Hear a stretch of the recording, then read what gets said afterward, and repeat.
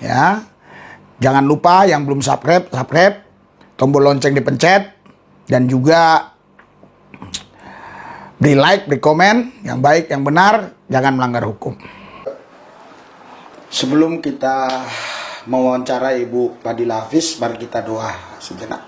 Tuhan Yesus, urapi kami semua supaya apa yang kami bicarakan hari ini bukan untuk meninggikan manusia, tapi meninggikan Yesus, dan juga bukan untuk kami pamer, tapi supaya ini menjadi kesaksian bagi bangsa-bangsa, sehingga setiap makhluk, setiap bangsa-bangsa boleh mengenal namamu dan menerima Engkau sebagai juru selamat mereka pribadi. Amin. Tuhan Yesus, urapi lidah mulut bibir kami supaya tidak ada kata-kata kami yang bohong. Semuanya adalah sesuatu yang terjadi dalam hidup kami yang kami ceritakan. Sebuah kesaksian yang kami alami bersama Yesus. Kuasa yang bukan berasal dari Tuhan, iblis, setan, kuasa gelap, roh jahat yang coba mengganggu hati pikiran kami usir tolak dalam nama Yesus. Kami serahkan Tuhan wawancara ini dalam satu nama Yesus Tuhan yang kudus. Kami berdoa, haleluya, amin. Bapak Ibu saudara-saudari yang saya kasihi dan dikasihi Yesus, hari ini kita ada bersama Ibu Fadilah Hafiz. Yang saya tahu Ibu Fadilah Hafiz ini adalah seorang muslimah yang dulunya taat, bahkan saya dengar juga mengajar dalam bahasa Arab. Artinya beliau pasti tahu benar kalau disuruh baca Al-Quran. Nanti saya akan bincang-bincang kepada beliau, ya.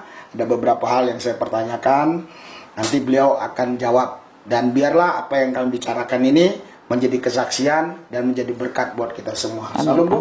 Shalom, Pak. Salam alaihim. Ibu, dulu dengar kabar saya, Ibu dulu muslimah ya? Muslim ya? Oh iya, iya. Coba cerita, Bu. Tahun berapa itu? Saya itu keturunan yang keluarga muslim yang sangat taat, dan seorang tokoh agama, kakek saya, juga papa saya. Kemudian saya dari kecil itu sekolah di sekolah Islam, kayak dulu tuh ibtidaiyah. Kalau dulu sekolah-sekolah Islam kayak sekolah Islam yang besar sekarang kan belum ada, paling pesantren. Paling saya ibtidaiyah, pagi itu SD negeri, sore saya ibtidaiyah.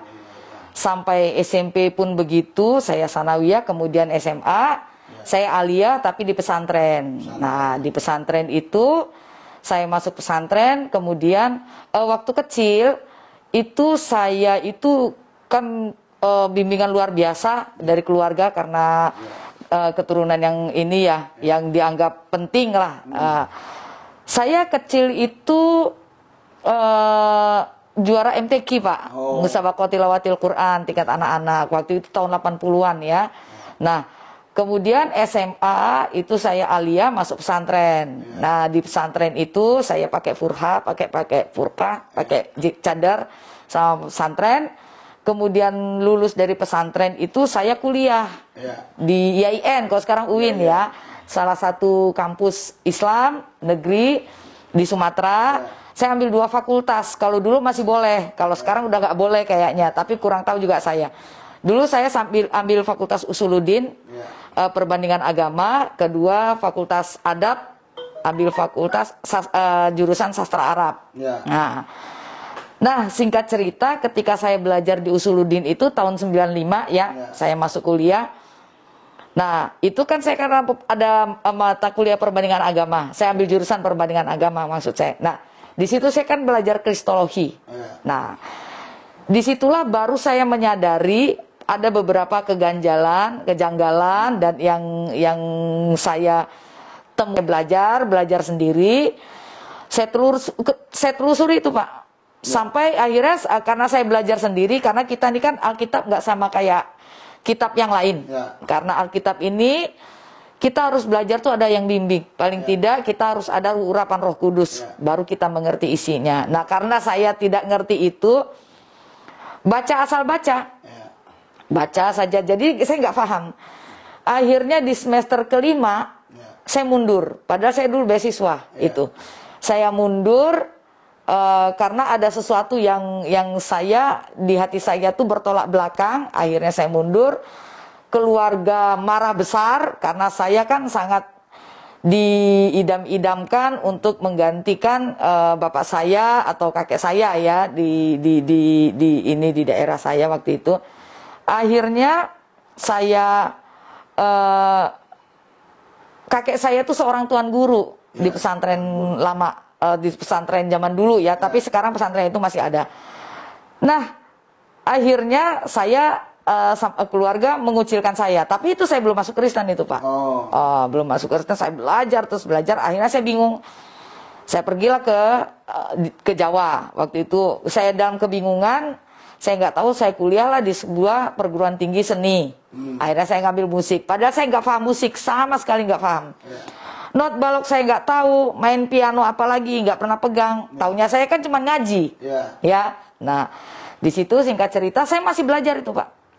Bahkan saya sempat jatuh dalam dosa, saya jadi ateis selama 2 tahun. Jadi ateis itu karena nggak paham maksud Alkitab nih, nggak ngerti saya sama sekali, nggak tahu ya. Baca aja, dibolak-balik baca berulang, nggak ngerti-ngerti. Akhirnya singkat cerita saya terus belajar dan menggali. Akhirnya saya menikah di tahun 2002, menikah dengan seorang Muslim. Kemudian berjalannya waktu itu ada beberapa mujizat yang saya bilang apa, kalau bahasa saya mujizat, keajaiban Tuhan yang terjadi dalam hidup saya. Tapi saya belum, ya Tuhan saya ikut Engkau, belum, karena memang nggak ada bimbingan, belum waktunya Tuhan, saya percaya itu. Akhirnya suatu ketika itulah kuasa yang namanya kuasa pujian penyembahan ya Pak ya. Jadi suatu ketika saya ngajar salah seorang murid, dia minta diajarin lagu ya Aba, Bapak, itu saya sampai ingat sampai sekarang. Itu yang membuat saya tersentuh sekali di lagu itu. Akhirnya saya minta tanya sama murid saya bisa ketemu pendetamu di mana? Akhirnya saya dikenalkan dengan pendetanya dan saya katekisasi. Saya utarakan niat saya. Lalu saya katekisasi, dia bilang, "Ibu mau belajar?" "Iya." "Oke." Akhirnya saya belajar, terus katekisasi dengan beliau. Akhirnya lama juga itu Pak. Itu sekitar dari 2004. Dan saya menyatakan, "Ya Tuhan, ya saya mau baptis." Tapi setelah baptis, jadi orang Kristen tuh ternyata nggak enak. Ya, setelah baptis itu saya masih ragu.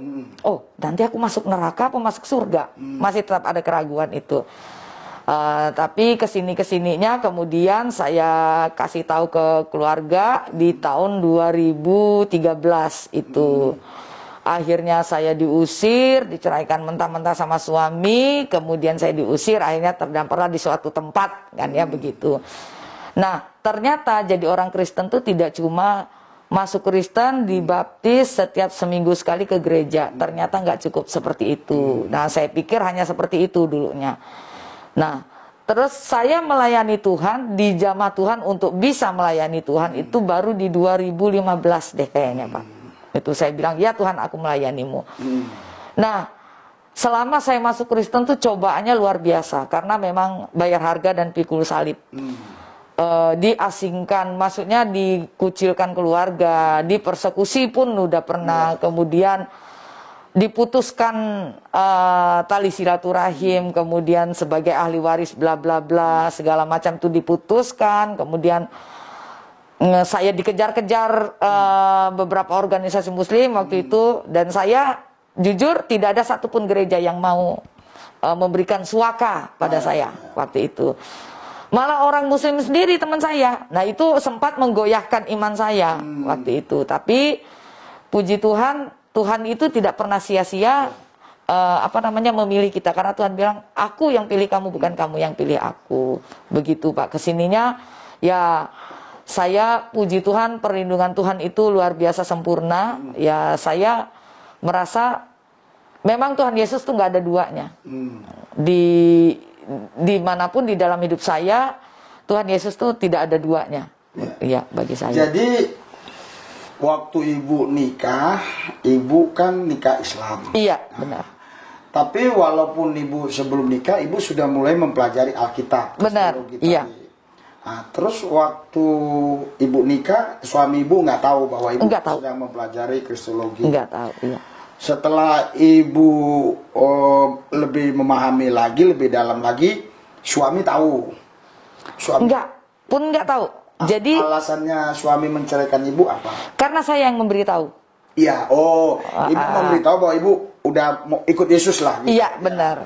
Jadi suami ceraikan ibu. Iya. Nah, bagaimana perasaan ibu waktu diceraikan oleh suami? Ya, itu saya bergumul Pak ya, karena dia suruh jatuhkan saya pilihan, tidak boleh bertemu anak-anak sampai kapanpun, atau kamu ikut Tuhanmu. Itu pergumulan sekali buat saya. Tapi kemudian ada apa namanya, saya dalam pergumulan saya itu saya ingat ayat Alkitab yang intinya bunyinya begini, kalau kita ikut Yesus, kamu akan dikucilkan dari keluarga, dari anak, ibu, ayah, dan saudara-saudara. Ya, itu. Jadi ingat di situ. Terus Tuhan pun seperti menjatuhkan pilihan ke saya. Ketika saya tahu firman itu. Menjatuhkan pilihan seperti apa? Kalau kau tidak rela lepas dari anakmu, terus sehingga kau meninggalkan aku, kata Tuhan kan, artinya anakmu lebih agung daripada aku. Dah, itu kan pilihan yang berat buat saya. Istilahnya, saya mengorbankan sesuatu yang apa namanya, yang menurut hidup keduniawian saya itu sesuatu yang sakral, sesuatu yang tidak bisa diputus begitu saja. Itu menurut duniawi saya dan kedagingan saya. Saya terus bergumul. Akhirnya saya bilang, oke. Dengan catatan kamu tidak akan bisa bertemu dengan anakmu. Oke. Tapi sempat saya bersiasat seperti ini, Pak. Saya bersiasat, saya akan lari bawa anak saya yang dua ini. Saya sedang hamil, bawa lari anak yang dua ini. Siasat saya seperti itu. Tetapi memang Tuhan ingin tahu seberapa setia saya kepada Tuhan. Saya lari keluar rumah, bawa anak dua itu. Ada yang ngadang, keluarga mantan suami saya. Dia hadang, saya di situ, anak saya diambil, saya suruh pergi.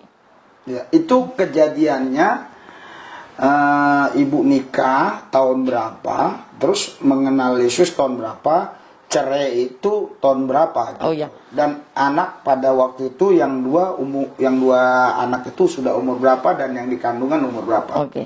Jadi waktu itu saya menikah kan 2002, kemudian anak saya yang pertama lahir 2003. 2003 saya menikah itu April 2002. Anak saya pertama lahir tuh 2003 bulan September. Ya. Nah, itu ketika anak saya baptis itu 2009. 2009 kemudian saya menyatakan ke keluarga dan ke mantan suami saya ini, saya masuk Kristen itu di tahun 2013. Yeah. 13 akhir itu sudah saya nyatakan. Nah, begitu saya nyatakan, kemudian dia ini kamu ini dulu deh, apa namanya, kamu pikirkan dengan pilihan seperti itu. Nah, si anak saya yang ini kan sudah 7 tahun, jadi saya waktu itu sedang ngandung yang kecil. Nah, akhirnya saya diminta pilih, ya jatuh pilihan saya kepada Tuhan Yesus. Oh, nah, jadi begitu. Waktu ibu diceraikan, anak yang dua itu kira-kira umur 7 tahunan lah. 7 tahun dan 6, beda-beda. Oh, bukan. Yang pertama itu sekitar 2003 lahirnya, berarti tahun 2013. 10 tahun ya. 10 tahun. Yang nomor 2 itu baru 1 tahun, Pak. Oh, jadi jaraknya jauh dia sama itu. Jadi itu hati saya sangat terpukul karena tidak bisa bertemu hanya yang 1 tahun ini. Jadi anak ibu yang kedua 1 tahun, tapi ibu udah mengandung. Apa? Iya, benar. Jaraknya sama ini dekat. Mengandung 1 tahun. Berapa bulan waktu itu? Sekitar 3 bulan. 3 bulan. Nah, terus berarti bu, waktu itu pergi dari rumah meninggalkan suami dan kedua anak sedang hamil. Iya, benar. sedang hamil. Iya. Nah, terus bagaimana tanggapan atau respon keluarga-keluarga ibu yang lain selain suami ketika ibu ikut Yesus? Iya, dan jelas. Ibu bawa anak ibu.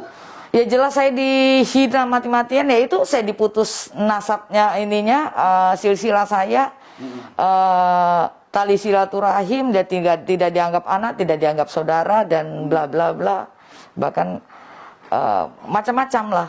Itu sudah saya rasakan. Tapi buat saya, puji Tuhan, kata Tuhan kan, kasihilah sesamamu seperti kamu mengasihi dirimu sendiri. Puji Tuhan, saya mengasihi ibu saya, adik-adik saya, kakak-kakak saya.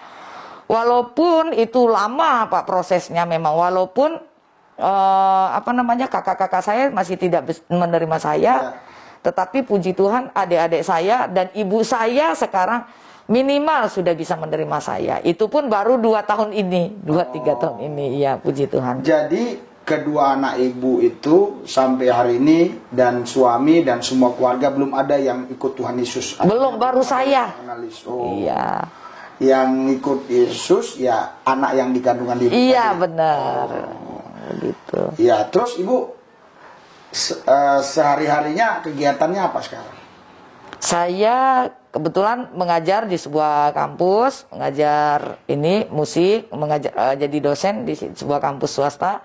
Kemudian saya juga ngajar bahasa Arab, Pak. Jadi khusus untuk orang-orang Kristen yang terpanggil untuk menjadi apologet, yang untuk biar bisa mengerti apa yang mau disampaikan untuk penginjilan juga. Saya ngajarkan bahasa Arab gratis tanpa dipungut biaya bagi orang-orang Kristen, khusus orang Kristen. Nah, karena ibu ini mengajar bahasa Arab, saya coba tanya ya.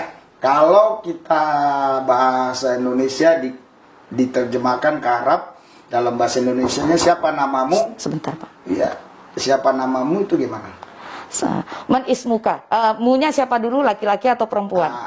Laki-laki dulu. Man ismuka. Siapa Man namamu? ismuka. Iya. Kalau perempuan? Man ismuki. Man ismuki. Iya. Man ismuka, man ismuki. Iya. Terus kalau siapa Tuhanmu? Oh, marobuka. Robuka. Itu untuk laki-laki. Kalau yang ditanya perempuan, marobuki. Man robuki. Iya. Oh, kalau siapa nabimu? Kalau gitu bahasanya apa? Man nabiyuka, man rasuluka. K-nya untuk laki-laki, kalau ki itu man rasuluki. Iya, man rasuluki ya. Kan terus kalau apa kitab sucimu? Oh ya. Iya. Man kita buka. Man kita buka. Ma kita buka, maaf. Ma kita buka. Ma itu apa? Ma kita buka. Ya kan itu nanti. Ma kita buki itu perempuan. Kalau di Islam dulu itu. Iya. Man robuka. Sekarang saya nanya yang lebih luas lagi. Kalau bahasa Arabnya, kamu udah makan belum? Anta takul. Apa? Anta takul itu untuk laki-laki. Anta takul. Ma anta takul, apakah kamu? Ma anta takul, apakah kamu udah? Ma anta takul. Manta takul. Takul itu untuk laki-laki. Kalau untuk wanita? Takulina. Oh, takulina. Oh. Terus apakah kamu sudah makan? Sebentar. Ma akalta. Akalta itu untuk kamu laki-laki. Apakah kamu udah makan? Ma akalta boleh. Ma akaltu bisa. Oh gitu ya. Jadi saudara Bapak Ibu sekalian, menurut saya udah cukup lah ya kalau investigasi membuktikan bahwa ibu ini memang guru bahasa Arab. Kalau itu terus yang kita tanya nanti berjam-jam. Iya. Jadi ibu bisa baca ayat dari 2 Al-Baqarah. Kebetulan saya ini bawa Al-Quran ya. Oh, ayat apa aja boleh, Pak? Al-Baqarah. Ayat berapa aja yang ibu mau coba? Ya, terserah Bapak. Bapak yang pilih saja. Oh, gitu ya. Biar kelihatan Pak? Asli, bukan rekayasa, bukan settingan. Ya. Ya, ini Al-Quran ya. Saya menghormati orang Islam. Kalau orang Islam itu kan bagian Al-Quran itu begini tuh kan? Ya, dan harus di atas lutut. Ya, oke. Jadi Saya akan buka ya. Nih, saya buka tanpa ada rekayasa, saudara. Tanpa ada rekayasa, ya kan? Nah, tanpa ada rekayasa. Kalau kami dalam nama Allah yang Maha Pengasih dan Penyayang. Nah, tanpa rekayasa. Ya, ini saya harus pakai ini ya, sorry ya. Nah, wah di sana lagi ya. Boleh saya carikan sendiri, Pak? Ya, soalnya kacamata saya tinggal di mobil tadi. Oh, ya. Oke, ini surat Maryam. Nah, boleh, ayat Pak. 1 sampai berapa ya ini? Oh ya, Coba. boleh. Ya. Bapak mau ayat berapa, Pak? Dari Nah, 1 itu. sampai berapa? Nah, Oh, ini mah ayat kesukaan saya, Pak. nah, Atau ayat lain mungkin. Ya. Saya udah sering baca ini. ya. Kalau Coba sekarang kesaksian. saya tes lagi. Apa? Jangan ibu yang buka. Oh, ya, nah itu dia. Ya, kalau ibu yang buka nanti kan Dikira settingan. settingan. Oke. Nah, jadi ini surat apa saya karena saya nggak bawa kacamata tinggal. Main acak aja ya, Pak. Acak. Lukman, surat Lukman. Oke. Ya. Nah, itu jarang dibaca. Oke. Bismillahirrahmanirrahim wa nuwarul qudus wa huwa ahad. Ya. Alif lam mim tilka ayatul kitabil hakim huda wa rahmatan lil muhsinin alladzina yuqimuna sholata wa yu'tuna zakata wa hum bil akhirati hum yuqinun. Ulaika ala hudam min rabbihim wa ulaika humul muflihun wa minan nasi may yashtari lahwal hadisi liyudilla an sabilillahi bighairi ilmin wa yattakhiza huzwa wa ulaika lahum azabun muhin wa idza tutla alaihi ayatuna walla mustakbira ka'an lam yasma'a kananna fi uzunaihi waqra fabashshirhu bi'adzabin alim. Ya. Oke, Iya. saudara, bagus sekalian. Saya rasa itu sudah cukup karena kalau mau dibaca semua nanti berjam-jam ya. Ya, tadi saya bawa kacamata tapi tinggal di kendaraan, jadi saya nggak bisa ngikuti. Tapi saya yakin ya itu yang diucapkan ibu itu udah pasti benar gitu loh ya. Saya yakin itu. Jadi ibu, sekarang setelah ibu ikut Yesus ini, ibu selain mengajar piano atau seni ya, terus ngajar bahasa Arab lewat Zoom. Lain itu kegiatan Ya, pelayanan ini ya. diminta jadi worship leader. Kadang-kadang saya juga ikut jaringan doa nasional. Oh, gitu, Iya, ya. gitu. Jadi apa yang mau ibu sampaikan kepada pemirsa? Oh ya, oke. Terima kasih ya Pak ya. Saya terima kasih sebelumnya diberi kesempatan untuk bersaksi dan memberitakan kabar baik Injil ini ya. Nah, baiklah kita sebagai orang Kristen yang dari lahir maupun Kristen baru lahir baru istilahnya ya, itu tetap teguh di dalam iman Kristus karena tidak ada jalan lurus dan tidak ada juru selamat manapun selain dari Tuhan Yesus. Itu satu. Kemudian karena kita ini ditugaskan, Tuhan kan bilang jadikanlah semua bangsa muridku. Jadi kita semua bukan cuma pendeta atau majelis atau para tua yang ditugaskan Tuhan untuk menginjili, tetapi kita semua. Jadi menginjil yang terbaik itu apa? Menghidupkan firman Tuhan, karena firman Tuhan kan firman yang hidup. Beda dengan firman Tuhan yang lain ya. Kalau firman Tuhan kita firman Tuhan yang hidup. Bagaimana kita memberitakannya? Hidupkanlah firman Tuhan itu di dalam kehidupan kita sehari-hari. Karena penginjilan yang paling tepat itu dengan perbuatan. Buah roh ya. Buahnya itu orang lihat, oh buahnya seperti ini karena ajarannya seperti itu gitu. Jadi ajaran di Alkitab itu Pak luar biasa. Jadi kedua kita harus rajin memang baca Alkitab. Karena baca Alkitab itu Pak buat saya tidak bisa seperti kita sekali baca selesai kayak bisa kalau orang seberang kan saya dulu mendengarkan orang baca Al-Quran itu sudah pahala. Kalau kita nggak bisa, makanya kan saya tuh sering bilang ada 4 golongan mereka itu. 1, nggak bisa baca, nggak ngerti arti, nggak paham makna. 2, bisa baca, nggak ngerti arti, nggak paham makna. 3, bisa baca, ngerti arti, tapi tidak paham maknanya. Yang keempat ini bisa baca, ngerti arti, paham makna. Nah, siap-siap yang keempat ini biasanya akan dijamah oleh Tuhan, Tuhan Yesus. Itu. Jadi memang kita harus, Alkitab itu nggak bisa berhenti, kita harus baca. Karena dia kan banyak bahasa perumpamaan yang kita nggak tahu. Dan itu memang harus bimbingan Roh Kudus. Karena pengalaman saya, tidak dibimbing oleh Roh Kudus, baca Alkitab 14 tahun, Pak. Dari 95 sampai 2009 baru saya bilang, ya Tuhan saya baptis. Artinya berapa tahun? Sekitar 14 tahunan ya. Nah, itu karena saya nggak ada yang bimbing. Saya nggak tahu ternyata baca Alkitab tuh harus ada bimbingan Roh Kudus, harus ada teman sharing. Karena kita kecuali kalau kita sudah Kristen yang benar-benar paham, kita baca doa, minta urapan Roh Kudus, baru bisa baca sekali lewat. Saya pun sampai sekarang masih belajar, kemudian masih baca tuh sekali nggak cukup, harus berkali-kali. Kadang satu perikop itu bisa 5 kali saya baca, karena sulit. Jadi waktu Ibu dulu di Islam suka baca Al-Quran, berapa kali khatam, Bu? Wah, nggak terhitung, Pak. Terhitung. Dari beberapa suratan itu 666 ya. Itu ayat mana yang dulu waktu di Islam, ayat mana yang Ibu menurut enak di hati Ibu dulu? Iya. Banyak, Pak. Salah satunya di surat Maryam tuh ada. Apa itu? Itu satu, kalau nggak salah saya di surat Maryam.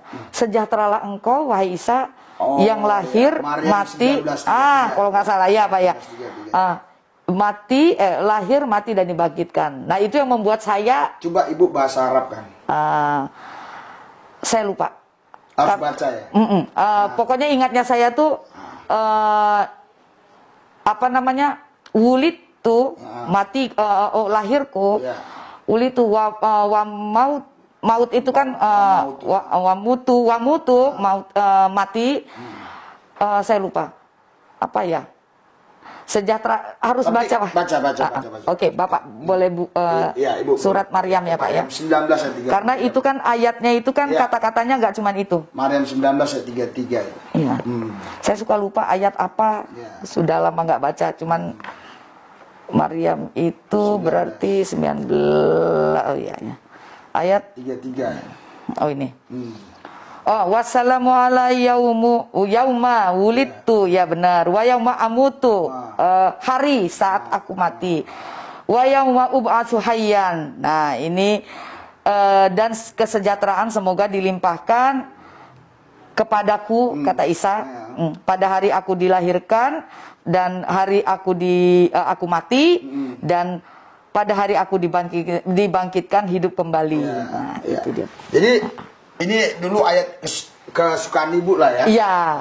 Karena menurut yang kita pahami kan dulu saya Muslim juga. Iya. Ya, nabi-nabi kan mati yang nggak dibangkitkan, itu tadi dibangkitkan gitu ya. Itu pertama, kedua kan kalau di mereka itu, Pak, mereka berpaham bahwasanya Isa itu kan tidak mati. Ya, diangkat, kemudian yang disalib itu digantikan. Nah, digantikan oleh siapa kan nggak ngambang. Nah, di ayat itu dikatakan mati. Artinya memang betul-betul dia mati. Bahkan dibilang sejahtera saat aku dilahirkan. Wafat atau meninggal atau dibangkitkan. Nah, sekarang ketika Ibu baca Alkitab, ayat mana yang paling menyentuh hati Ibu? Banyak, Pak. Ya, salah satu. Satu aja. Yang dulu membuat saya sampai tertarik meyakini Yesus Kristus. Yohanes 1 ayat 1. Pada mulanya adalah firman itu. Pada mulanya adalah firman itu bersama-sama dengan Allah. Firman itu adalah itu sendiri. Itu yang paling menarik hati Ibu ya. Iya, awalnya itu di situ. Gitu ya. Iya. Terus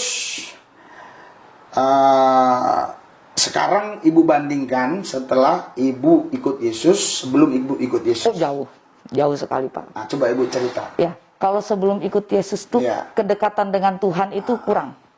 Jadi sholat segala macam itu kita tujuannya cuman agar mendapat pahala. Ya. Kedua, ritual semata.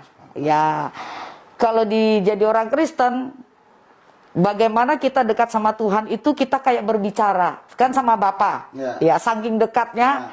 Saya anaknya, dia bapak saya. Itu. Jadi berdoa tuh dengan bahasa kita. Karena Bapak kita Maha tahu. Enggak perlu dengan bahasa Arab, bahasa Yunani, bahasa Ibrani. Tuhan Maha tahu.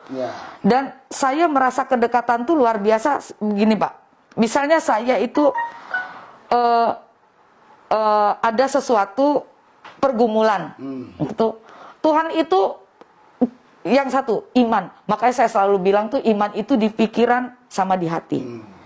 Bukan cuma casing kita beriman, tetapi hati dan pikiran kita tidak beriman. Nah, ketika kita mengimani sesuatu, pasti Tuhan jawab, pasti Tuhan jawab. Benar dijawab. Dan itu belum pernah saya rasakan sebelumnya. Karena mungkin dulu di zona nyaman, jadi mungkin tidak berasa ada pergumulan, karena hidupnya biasa aja di zona nyaman, itu mungkin bisa jadi. Atau tapi saya namanya manusia pasti ada pergumulan ya, mau dia agama apapun pasti ada. Cuman ketika saya ada pergumulan itu dekatnya yakin sama Tuhan. Misalnya nih, saya dulu kalau tidak ada uang tuh kelimpungan, aduh gimana caranya. Kalau sekarang tuh saya yakin dan percaya gini, pasti Tuhan cukupkan. Pasti Tuhan ini. Udah gitu aja. Dengan ngucap aja Pak. Pasti Tuhan cukupkan. Pasti Tuhan kasih. Pasti. Udah selesai. Itu benar. Dan itu dahsyatnya Tuhan kita. Iya. Jadi kan yang kita pahami ajaran Yesus ini ajaran kasih yang sempurna. Iya, benar. Kasih yang sempurna.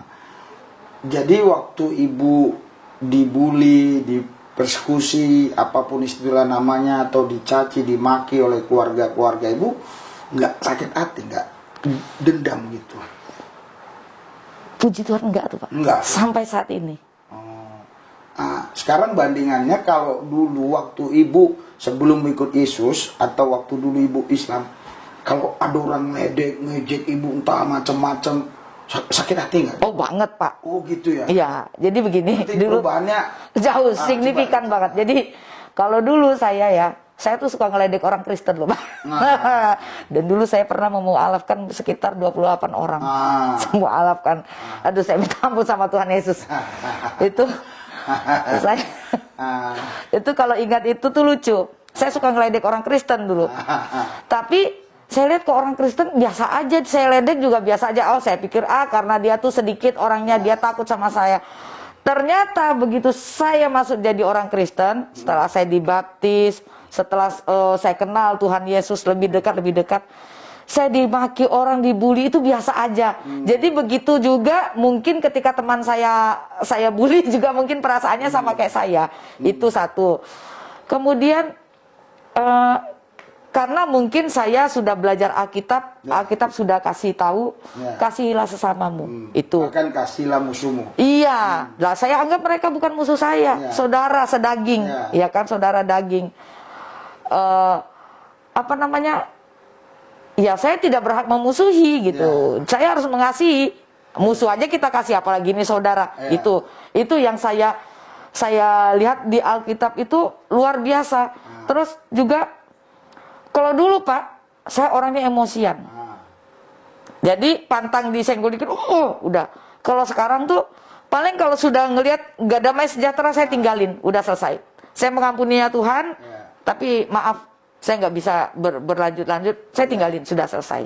Jadi teringat lagi nih cerita-cerita santai kan waktu ibu diceraikan itu, masih muda kayaknya, umur berapa? Saya lupa, juga muda-muda amat, 30-an lah, 35-an mungkin sekitar gitu. Saya lihat juga kan wajah ibu bolehlah, nggak inilah gitu, nilainya agak lumayan lah. Ibu nggak ada niat nikah waktu itu. Kan kalau nikah di Islam kan kalau itu nggak dimasukkan kalau sekarang di Kristen. Ibu nggak ada niat nikah waktu itu setelah diceraikan sampai sekarang? Ada. Sempat saya Pak, cuman kemudian Tuhan lain ya, karena kadang tuh keinginan daging kita tidak sama dengan keinginan Tuhan. Tuhan tidak berkenan, akhirnya saya memutuskan untuk sendiri saja. Lebih suka melayani Tuhan, karena saya sekarang pure untuk Tuhan, dan saya juga bekerja, udah membesarkan anak saya, puji Tuhan, anak-anak saya yang di sana itu sudah bisa berkomunikasi dengan saya juga puji Tuhan, saya bekerja juga membantu orang tua saya, dan disitulah karena saya mengasihi beliau, puji Tuhan, beliau sekarang sudah minimal menerima saya sebagai anaknya dan menerima saya kembali sebagai anaknya. Sekarang kami berhubungan manis sekali saya dengan ibu saya. Walaupun dia tahu saya sudah tidak seiman. Yang penting karena dia juga sempat ngomong, kamu tuh ya, dia tuh geleng-geleng kepala. Saya tuh beda sama yang dulu itu maksudnya. Kamu kalau dulu begini gegap gempita sekali dengan orang Kristen gini-gini. Sekarang kamu dihujat sama saudara gini. Kok kamu diam aja? Loh, terus saya mau ngapain? Saya mau ngamuk-ngamuk, saya bilang gitu. Saya mau marah-marah, ya nggak ada gunanya, saya bilang gitu. Jadi melihat kasih Kristus itu yang luar biasa, mungkin tergerak. Saya terus berdoa untuk keluarga besar saya, karena saya yakin dan percaya satu orang diselamatkan, masa seisi rumah pasti akan diselamatkan, pasti. Jadi saya itu dulu Bu, awal mulanya saya pertama yang percaya Yesus tahun 1996, dan keluarga saya juga mengucilkan saya, tapi puji Tuhan 7 tahun saya doa puasa, ibu saya ikut Yesus, ayah saya juga ikut Yesus, adik saya juga udah selesai sekolah pendeta berapa tahun yang lalu. Haleluya. Dan terus ponakan saya ikut Yesus, abang saya ikut Yesus. Jadi kami sudah 50% lah kurang lebih ikut Yesus. Haleluya. Jadi firman Tuhan itu benar, Kisah Rasul 16:31, jawab mereka percaya kepada Yesus Kristus maka kau selamat dan sisi rumahmu selamatkan. Iya. Jadi kembali lagi saya mau tanya ibu ini ya, tanya-tanya ringan saja. Jawabnya pun jangan dalam-dalam kali gitu loh. Kalau dalam kali nanti orang juga nggak paham. Yang ibu pelajari kan dulu sudah luar biasa itu di Islam, bahkan udah berapa kali khatam. Terus di Alkitab, belajar Alkitab juga saya yakin udah mulai dalam lah. Apa perbedaannya sih kalau pernikahan Kristen dengan Islam itu perbedaan di mana menurut yang ibu pahami? Itu pernah saya ulas di kebetulan saya di YouTube waktu itu. Jauh lah Pak. Jadi karena kita ini tujuan menikah di Muslim sama di kita itu beda jauh, bertolak belakang. Kalau di Kristen kan tujuan nikah jelas, kan? Tujuannya tetap untuk Tuhan, ya, untuk membina generasi-generasi Yeremia, untuk apa namanya? Tujuannya satu untuk Tuhan. Kalau dulu kan tujuan menikah satu, menyalurkan nafsu syahwat agar tidak ada perzinahan, itu alasan mereka. Kedua, untuk memperbanyak keturunan. Sudah selesai. Dan itu jauh berbeda, istilahnya antara langit dan bumi. Nah, segala sesuatu yang mereka yakini di hukum mereka tuh ujung-ujungnya tuh masalah seksual, maaf ya Pak ya. Begitupun dengan kawin cerai. Kalau di Islam kan gampang. Dia berkata begini, kamu seperti punggung ibuku, itu hukumnya sudah talak 1. Kalau di Kristen nggak bisa begitu. Apapun yang terjadi di dalam rumah tangga, kembali kepada Tuhan dan kembali kepada firman Tuhan. Ya, apapun yang terjadi di dalam hidupmu itu biarlah kita serahkan kembali kepada Tuhan, karena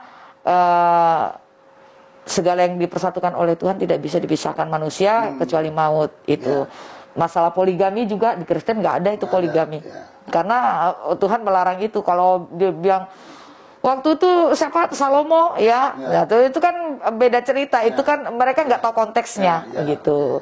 Nah, kemudian kalau di sana itu kenapa diperbolehkan poligami? Agar ujung-ujungnya masalah seks, agar bisa menyalurkan. Biar jangan. Intinya seperti itu. Jadi karena memang tujuannya berbeda sih Pak. Gitu ya. Jadi sekarang ibu kan dulu udah pernah memualafkan orang berapa tadi? 28. Itu nggak pernah ibu temuin orang yang udah mualaf itu? Ada satu. Terus gimana? Tanggapan dia gimana? Dan itu teman dekat saya sendiri. Dia kaget. Saya waktu itu ketemu di Facebook. Kebetulan waktu itu saya masih ikut-ikut dunia media sosial itu. Dia kaget. Saya biasa aja. Saya bilang saya ini kan message gitu, inbox ya. Saya inbox. Saya apa kabar? Saya mengucapkan shalom. Dia kaget. Dia kaget, dia nggak ngerti karena waktu itu dia seorang Katolik, Katolik, dia nggak paham shalom itu. Terus kamu apa kabar? Saya tanya, bla bla bla. Terus dia bilang, kabar baik, Ukti. Dia bilang gitu. Nih, Ukti di mana sekarang? Kok lama, sudah lama nggak jumpa. Akhirnya sekarang kamu di mana? Saya bilang, dia bilang di satu tempat lah, satu daerah. Terus sudah menikah, punya anak. Terus saya bilang, Ukti di mana? Dia tanya. Akhirnya saya cerita. Wah, dia marah besar. Akhirnya dia nggak mau ini lagi. Ya udah, oke, nggak masalah. Jadi sampai sekarang dia pun nggak mau kembali ke Yesus lagi. Iya, ada yang satu itu sempat saya ini, cuman kemudian saya lost contact. Satu perempuan ini dia menangis seperti menyesal dia meninggalkan Tuhan Yesus. Nah, waktu itu Facebook FB saya sempat dihack, jadi saya lost contact sama ini anak. Tapi saya yakin Tuhan Yesus pasti punya cara untuk memanggil dia kembali. Ya. Itu. Jadi itu ibu udah mualafkan 28 orang sampai sekarang yang ibu tahu belum ada satupun kembali ke Yesus lagi lah. Belum tahu saya. Ya, belum tahu makanya nggak tahu kan.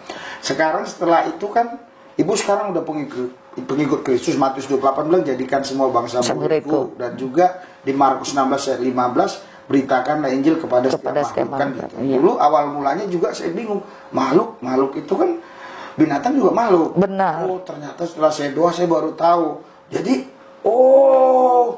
manusia yang belum percaya Yesus itu hanya makhluk. Tapi kalau udah kita Injil ikut Yesus, dia bukan makhluk lagi, dia baru manusia Allah. Amin. Itu yang dikatakan 1 Timotius 6 ayat 11 itu kan, atau anak Allah. Sekarang kan ibu dulu udah banyak memualafkan orang, sekarang nggak ada yang ibu mualifkan. Ini bahasa saya, mualif. Dibalikan lagi. Kita mualif, dia mualif. Ya, puji Tuhan ada beberapa pelan-pelan ada beberapa puji Tuhan. Saya ada membina anak-anak ini, tapi mereka masih diam-diam karena ya masih nggak berani lah. Itu pertama. Ada juga yang sudah frontal dan kemudian lari dan mengamankan. Bahkan ada teman satu pesantren saya dulu. Satu pesantren saya, kemudian dia ini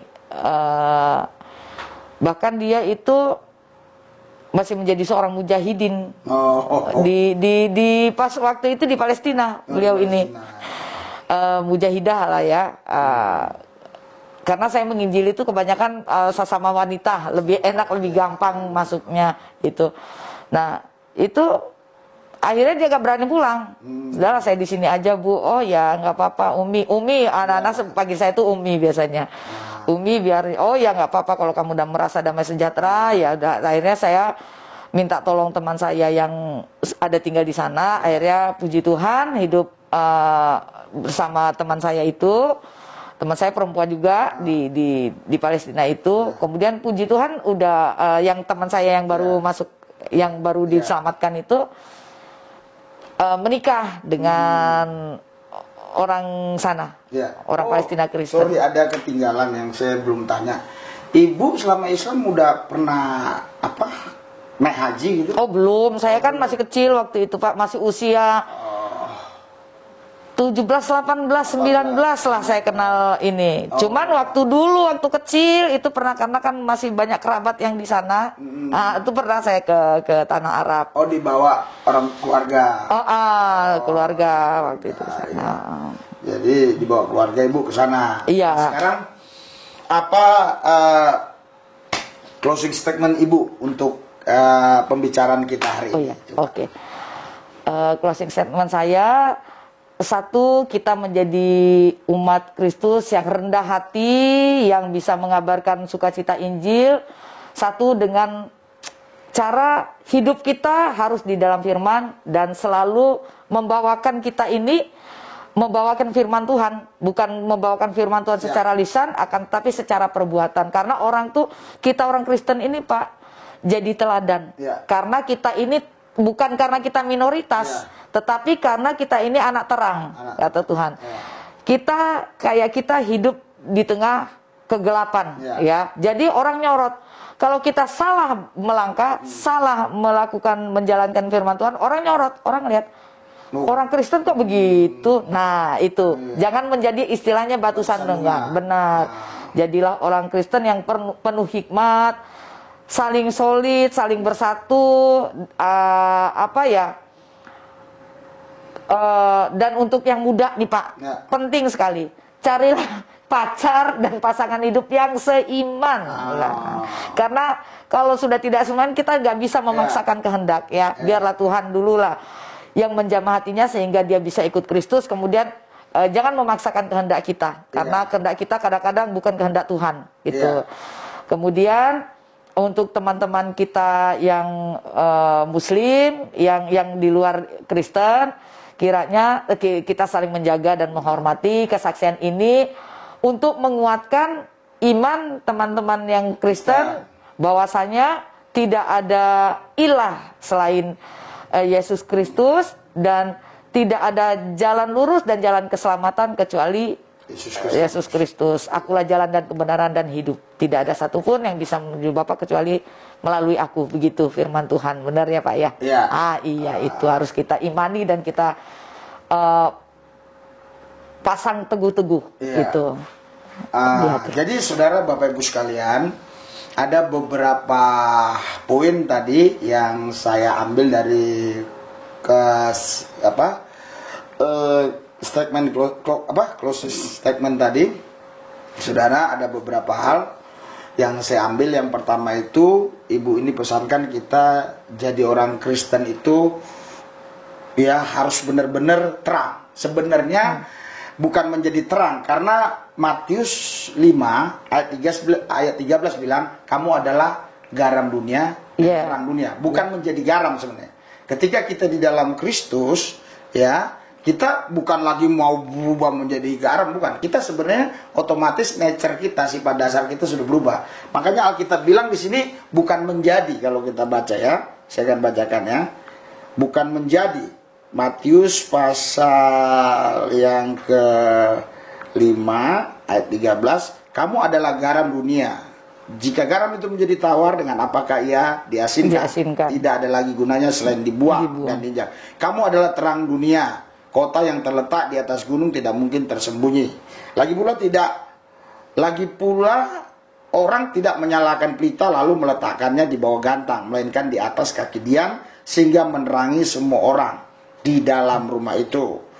Ya saudara, demikianlah hendaknya terangmu bercahaya di depan orang, supaya mereka melihat perbuatanmu yang baik dan mereka memuliakan Bapa yang di sorga. Jadi Yesus Tuhan Allah kita itu, ya kita boleh panggil Bapa. Jadi karena kita ini sudah dilahirkan oleh rohnya, roh kita inilah yang dinamakan anak Allah. Jadi roh kita inilah panggil dia Bapa. Karena Ibrani 13 dia Bapa segala roh.